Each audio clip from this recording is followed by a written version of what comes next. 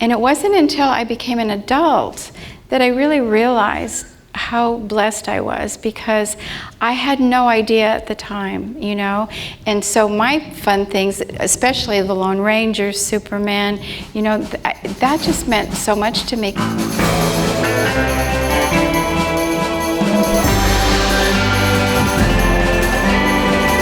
The Lone Ranger, of course, was a great film, but so was Old Yeller. You did that too, a big film. I did. That was another favorite of mine, of course, being, you know, an animal lover. And Old Yeller, his real name was Spike, and they got him out of an animal shelter and trained him. And like in Rin Tin Tin and Lassie, they had several German Shepherds and several Collies. And depending on whatever it was that needed to be done, whichever dog did it the best, they would bring that dog in. But with Old Yeller, they only had one of him. So, because, you know, so he did everything. And if I remember correctly, his dressing room was bigger than mine. And a little trick that they used, which you learn, you know, they have all these tricks in the movie business. And when they wanted the little puppy, because my dog, Miss Prissy, has pups with Old Yeller. And when I'm holding the little puppy, when they want the puppy to be giving us a kiss, they would take Gerber's chicken baby food, because it was the color, you know, of skin, and they would just like pat it on your face like that, so it wouldn't show up on the camera, but the little puppy would be, and it looked like they were giving kisses. And, last year sometime, I guess it was, I was doing a little convention, and they asked me to do a Q&A and be on the panel and talk about Old Yeller, although they introduced me as the little girl from the classic movie Old Yellow. They did. That doesn't happen here. No. Anyway, but sadly, Tommy Kirk, who played Travis, and I are the only two still alive from that movie. Everybody has passed away. And coincidentally, Tommy lives in Las Vegas, where I live.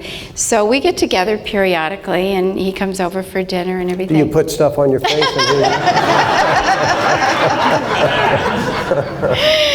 Oh, that's funny. Anyway, so I was talking about Tommy Kirk and the fact that he and I are friends, and that he comes over for dinner. And just then, this little girl in the front row was raising her hand, and she goes, Can I ask you a question? And I said, sure, honey, what is it? And she goes, well, that boy, that Travis, the one that you're talking about, he's the one who shot Old Yeller. And I said, yeah. And she goes, well, how can you still be friends with him? It was so cute. Yeah, that movie was a big blockbuster too, and you know, Fess Parker coming off of Davy Crockett, was just a wonderful man. And your father in that was Jeff Big York. Mike Fink, Jeff York. Yes, he was hilarious. Yeah, I know it sounds cliche, but it was like we really were kind of like a big family, because there were only 7 of us in the entire film. And so we shot for 3 months, and it was on the Disney on the Disney Ranch, yes. And I got to have school with all the Mouseketeers, because the Mickey Mouse Club was going on at that time. So to this day, one of my very best friends is Sharon Baird, who was one of the Mouseketeers, and some of the other ones too we stay in touch with. And of course, Johnny was a Mouseketeer too. Also in Old Yeller, Moochie, Kevin Cochran. And he passed away. Yes, but what a good little actor Adorable. he was, too. Yeah, just adorable. Did Walt Disney ever come on location while you were filming? He came on the set a couple of times, but he was very kind, and I was so grateful that I got chosen to do that role, because any one of the Mouseketeers would have been wonderful in the role, and the fact that they chose me, I just feel very blessed. And I had to meet Walt Disney, you know, to get the okay. And he was a very quiet man. He was nice. He would come on the set and stand around, but he was, you know, he just thought everybody has a job and everybody should do their job. So he didn't really tell people like what to do or anything. He just kind of stood back, but he was a very nice man. Robert Stevenson, I think, directed that, who had Yes. done a lot of the hit Disney films. Yes. What was he like as a director? He was wonderful, and I had worked for him a couple of times and other things, and so I think he kind of helped me get the role by putting in a good word for me. He was wonderful. Was your mother the one who said, yes, she'll take this role? Well, I had an agent, and typically I'd go on the audition and read for the part. And then sometimes, if I had worked for the director or the casting person previously, then they would just automatically, call my agent, and they would say, you've got a part, and I'd work. So that was nice. A film that is just the total opposite of all these wonderful roles that you played as a child was Spider Baby. I know. It's such a crazy Lon movie. Chaney Jr. Yeah, it's now become a cult classic, and in fact, Quentin Tarantino was instrumental in getting it re-released because I bet he was. He was a good friend of Jack Hill, who produced and wrote and directed the film, and Jack, he wrote a lot of other crazy films, the kind that Quentin really loves, and they're good friends. And Jack he's in his late 80s, and he's a very nice man. He's very kind of droll, kind of quiet, doesn't say a whole lot. Well, we were doing a horror convention, and so they were showing Spider Baby. So afterward, they asked if we would go up to the penthouse to do a little interview, like a podcast or whatever it was, for their local station. So the moderator turns to Jack and he says, Jack, he said, that's such a quirky little, strange, kind of out there, tongue-in-cheek, kind of bizarre little movie with murders. And he goes, I'm just curious. He goes, what would possess you? Like, how did you sit down and write something like that? So Jack goes, well, I was smoking a lot of weed back then. That explains it, right? What is the story? What's the plot? There is none. That's easy to remember then. It's just a crazy little kind of tongue-in-cheek. And Lon Chaney Jr. sings the theme song. Yes. And it was a record, a hit. They released it as a record. I know, isn't that Now, bizarre? this is toward the end of his career, and he'd been the Wolf Man, of course, living under his father's shadow, the man of 1,000 faces. What was his attitude like being in this film that I don't think cost very much money? I think it was $11 was the budget. That's How what I much of heard. that $11 did he get, though? Well, actually, he really wanted this role, and they didn't have the money to pay his salary. So he backed out. So then they offered it to John Carradine.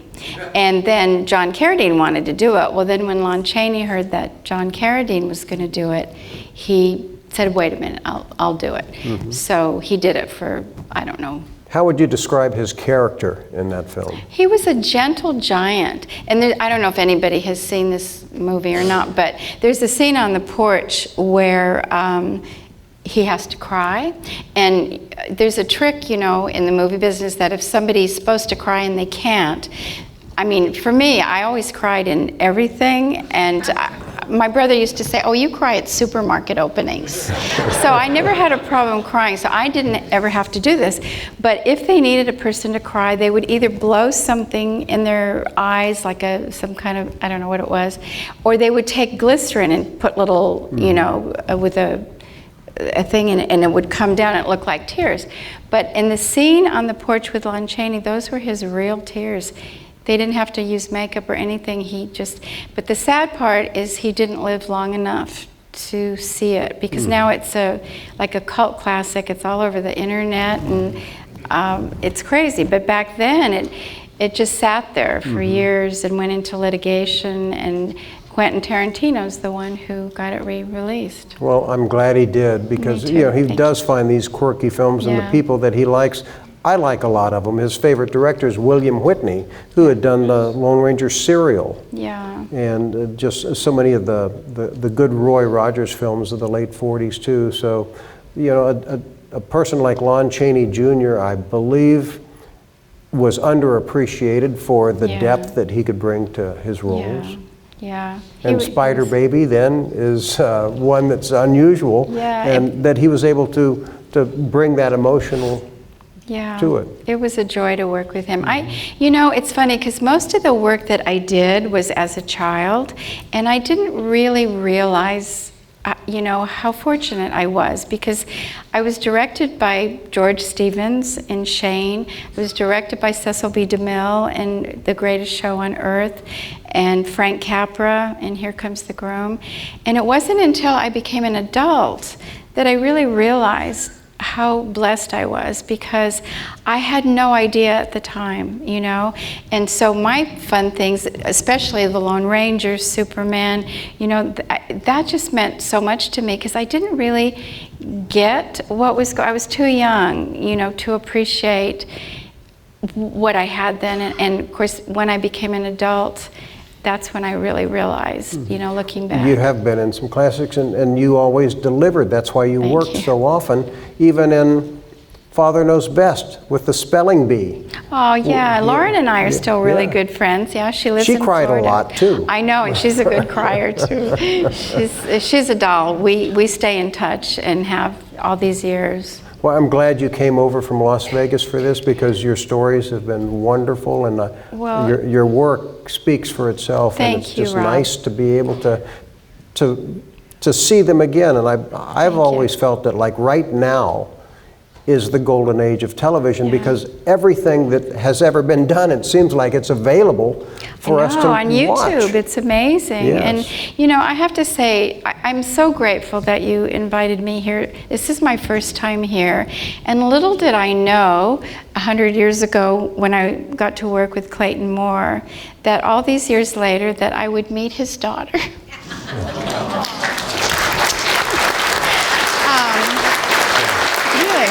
Thank you. It's a blessing. My name is Rob Word, and we love bringing these programs to you. We've got a lot more scheduled coming up. We post a new one every single week, and we want you to subscribe, like, and share. Thanks for watching.